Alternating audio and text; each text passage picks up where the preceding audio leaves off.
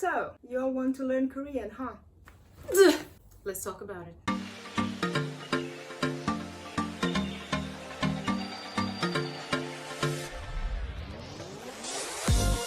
Hi guys! Welcome back to our channel.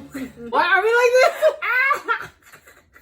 So, somebody told me that somebody wanted to learn Korean, darling. Are you fluent?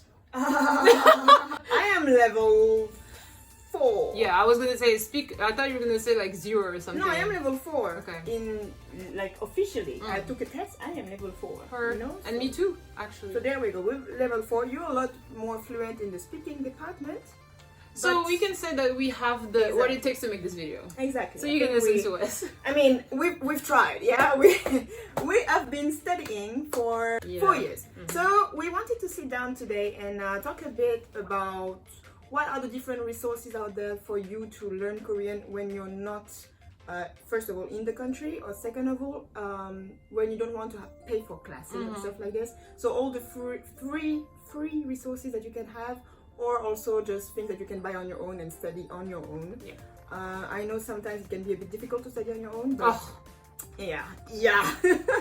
But yeah, there is some pretty cool stuff out there for you to make it, at least learn the basics. I feel like there is like a resources for every I think level. you can go pretty far. Yeah, for by every yourself. level there is like something for you to do. Yeah. And so that's what we wanted to talk to you about today. Without further ado, let's get started. Don't forget to like and subscribe for more.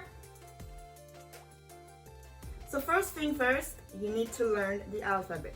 That is a requirement. Like my friend was telling me, you need to learn the alphabet. I was like, nah, I'm gonna just read the romanization and I'm gonna remember the words like this. This is bullshit because the romanization is trash. No, yeah. It's so much more difficult to try to understand anything with the romanization rather than actually just sitting your ass for 1 or 2 hours learning the alphabet. It's super easy, super easy. To do that, you have different online. There's so many different YouTube channels that are gonna just teach you the basics of the alphabet, or you have the app that we used to use. So yeah, so we basically started the very first app we were on was kind of like a game app called Egg Bun. So I'll put the actual like capture right here and you can see how it works, but it's literally just quizzes. And at first it starts with all the like level 1, 2 up to like 5 or 6, and it really helps you learn the alphabet and then quiz yourself in a very simple way. It's free at first, and then I think you do have to pay for upgrades, but you can still learn a whole bunch just for free, like as a game.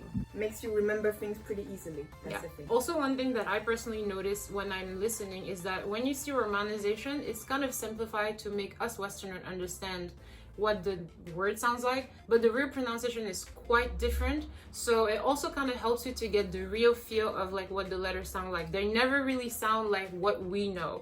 So this is a way to help you pronounce well from the get-go. You're still on the first level, yeah? You don't know much, you just learn the Hangul, the alphabet.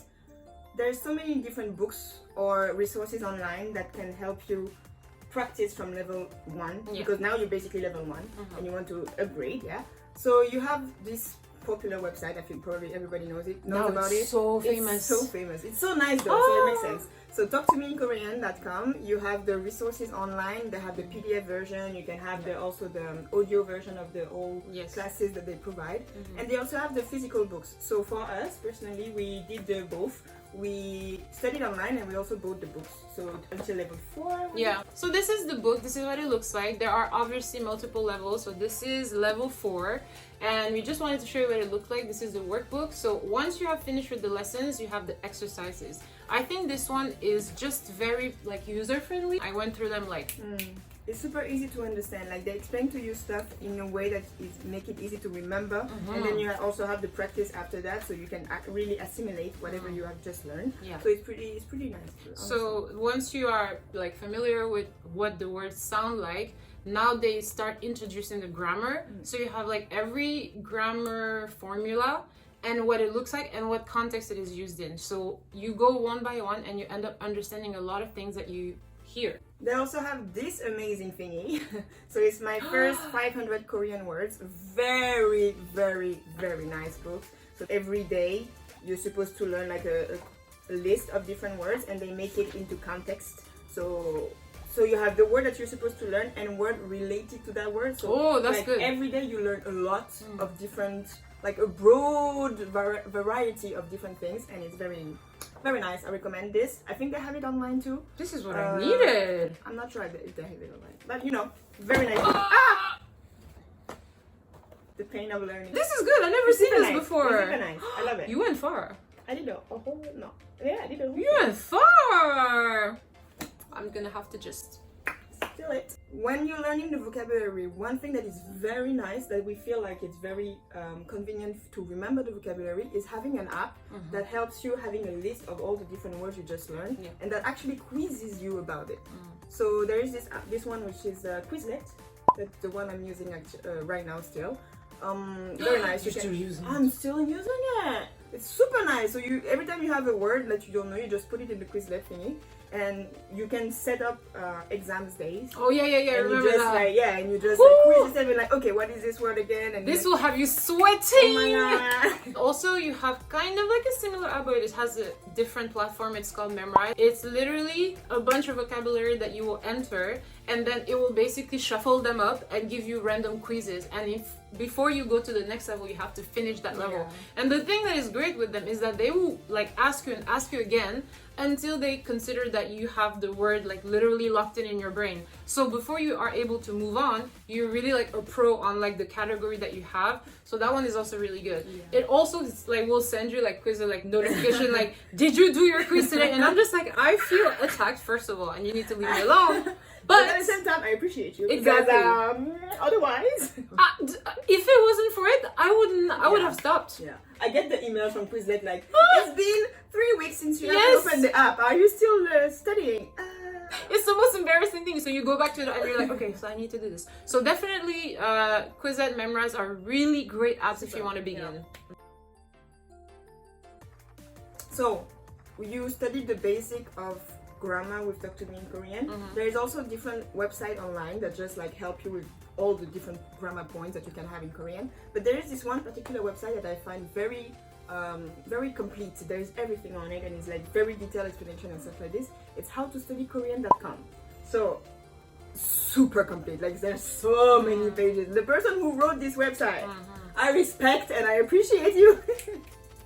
Because seriously, now you're helping us. Who is it? I don't know, but you're helping us try. This recommend, and it's really good to up your level. Oh yeah. Because you also have a lot of vocabulary on those websites, so you just get vocabulary and grammar going, and then you upgrade your level, and you're ready for speaking now. Woo!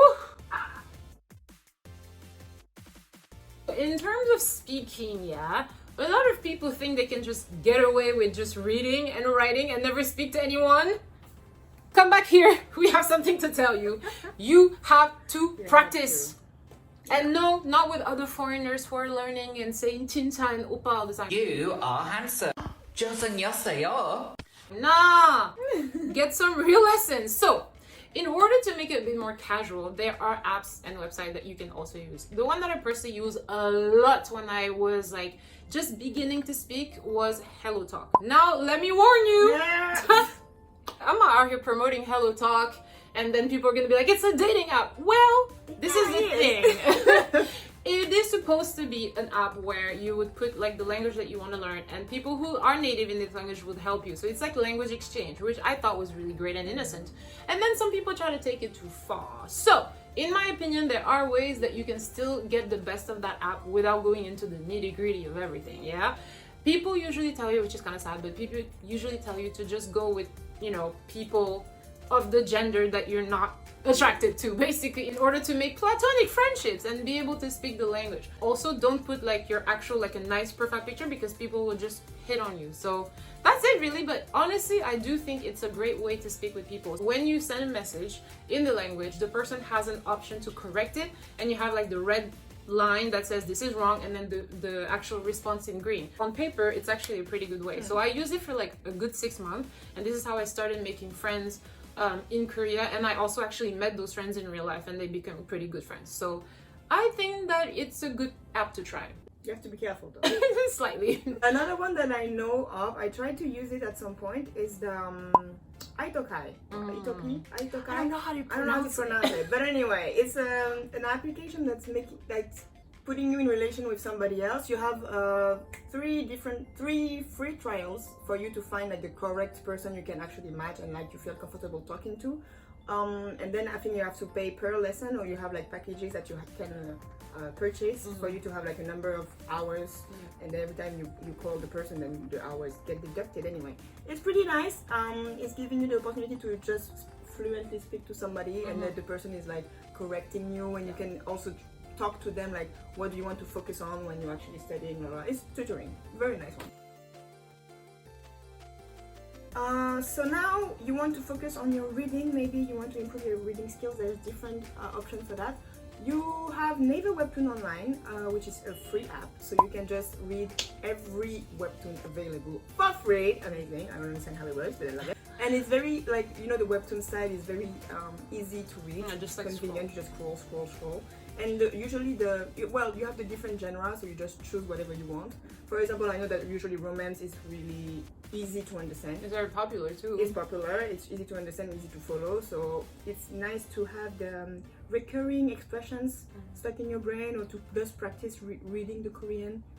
Super nice, super short bubbles, so easy to keep yourself entertained as well. You can also buy a book, basically. I bought this, wait a minute, I'm gonna show you. I bought this short story. It's about, I don't really know, I'm very in the beginning, yeah?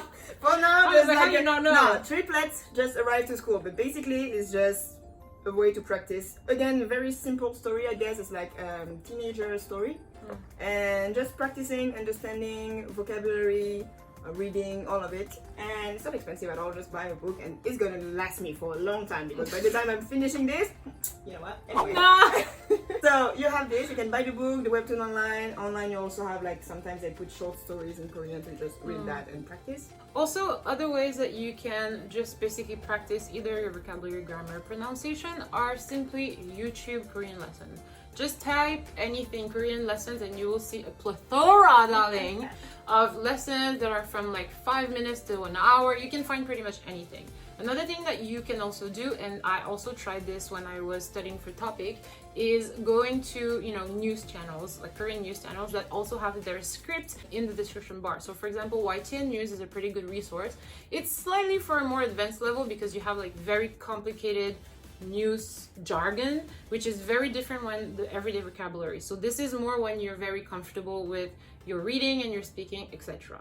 And then one thing that I did a lot, and I don't know if you are like me and you learn a lot with listening, dramas are like, I would just pretty much watch the dramas. Obviously at first I had subtitles on, and then as I would get like comfortable, I would rewatch the same drama because I already know the situation, right? And just watch it without the subtitles, so that it would allow me to associate certain vocabulary with the situation and know what it means without necessarily doing the translation. Like, I would just understand and know how to use that word. I think we talked about everything, didn't we? I think so. I think these are all the resources that we use. Yeah. Obviously, you can find your own way and keep going. Some people are better at writing, so they will copy stuff. Like, I don't know, I did that too, but I like the listening part better. What about you? I did the writing a lot. Before I knew about the apps, I used to write the vocabulary a lot in the pages, but then I preferred, I switched to the app, and now I'm just writing in the app, and then in the app you can ask for them to pronounce the word as you're quizzing yourself, so then you have the seeing the word and then listening to it, and for me it's better. Yeah, Quizlet does that really nicely. Yeah. They have a good pronunciation. So yeah, that's pretty much what we did so far. We're topic level 4 and we speak here and there, so I think we're doing a pretty good job so far. Well, we can do better. We're still trying to improve, and we're still on the journey to be 100% fluent Korean. Yeah. So if you have any more questions, don't forget to drop them in the comment section. Like and subscribe for more, and definitely let us know if you have other ideas about Korean content that you would like to see from us. And until next time, people. Bye.